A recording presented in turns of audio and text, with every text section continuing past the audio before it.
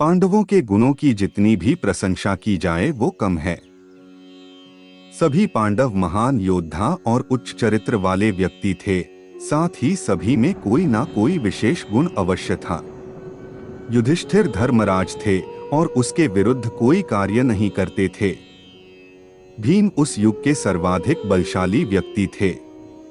अर्जुन जैसा धनुर्धर उस समय कोई और नहीं था। नकुल उस काल के सर्वाधिक सुंदर व्यक्ति थे और सहदेव की भांति सहनशीलता विश्व में किसी और के पास नहीं थी।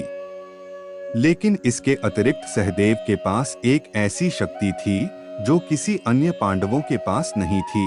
वे त्रिकालदर्शी थे और भूत, वर्तमान और भविष्य में होने वाली घटनाओं का पूर्ण ज्ञान रखते थे। लेकिन उनकी ये शक्ति जन्मजात नहीं थी, बल्कि ये उन्हें अपने पिता के आशीर्वाद स्वरूप मिली थी।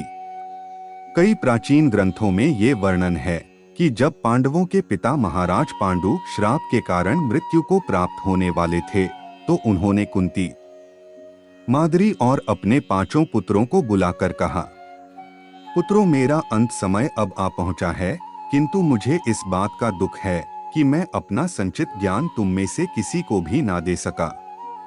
मेरी मृत्यु के पश्चात ये सारा ज्ञान व्यर्थ हो जाएगा। मेरे पास अब अधिक समय नहीं बचा है, इसीलिए तुम में से कोई मेरे मस्तिष्क को भक्षण कर लो ताकि मेरा सारा ज्ञान तुम्हें मिल जाए। पांडव वैसे ही अपने पिता की स्थिति देखकर शोक में थे। उस पर इस प्रकार का कार्य करना है, ये सोचकर ही 5 कांप गए। किसी को ये साहस ना हुआ कि वो अपने मरते हुए पिता का मस्तिष्क खा सकें। किसी भी पुत्र को अपनी आज्ञा पूर्ण ना करते देख पांडु बड़े दुखी हुए और गहरी निःश्वास लेते हुए अपनी मृत्यु की प्रतीक्षा करने लगे। अपने पिता को उनके अंत समय में इस प्रकार दुखी देखकर अंततः सहदेव इस भीषण कृत्य को करने के लिए आगे आए। उन्होंने पांडु के सर के 3 हिस्से किए। पहला हिस्सा खाते ही सहदेव को भूतकाल में हुई सारी घटनाओं का ज्ञान हो गया। दूसरा हिस्सा खाते ही उन्हें वर्तमान और तीसरा हिस्सा खाकर उन्हें भविष्य की सारी घटनाओं का ज्ञान हो गया। इस प्रकार अपने पिता के आशीर्वाद से सहदेव त्रिकालदर्शी बन गए। त्रिकालदर्शी होने के कारण सहदेव को महाभारत के होने वाले युद्ध और उसके विनाश के बारे में पहले ही पता था। फिर सहदेव ने इस युद्ध को रोकने का प्रयास क्यों नहीं किया?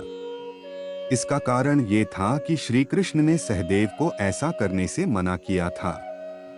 सहदेव के अतिरिक्त केवल श्री कृष्ण ही ऐसे थे जिन्हें होने वाली सारी घटनाओं का ज्ञान था, किंतु वे ये जानते थे कि पृथ्वी की भलाई के लिए ये युद्ध आवश्यक है। यही कारण था कि उन्होंने सहदेव को भी किसी को भविष्य में होने वाली घटनाओं के बारे में बताने से मना किया था, ताकि महाभारत का युद्ध होकर ही रहे। कहीं की इस बात का भी वर्णन है कि श्री कृष्ण ने सहदेव को ये श्राप दिया था कि अगर उसने भविष्य में होने वाली किसी भी घटना के विषय में किसी को भी कुछ बताया तो उनकी मृत्यु हो जाएगी। इसी कारण सहदेव ने होने वाले युद्ध के विषय में किसी को नहीं बताया, क्योंकि वे भी ये जान चुके थे कि ये युद्ध कितना आवश्यक है। वीडियो अच्छी लगी हो तो वीडियो को लाइक और चैनल को सब्सक्राइब जरूर करें।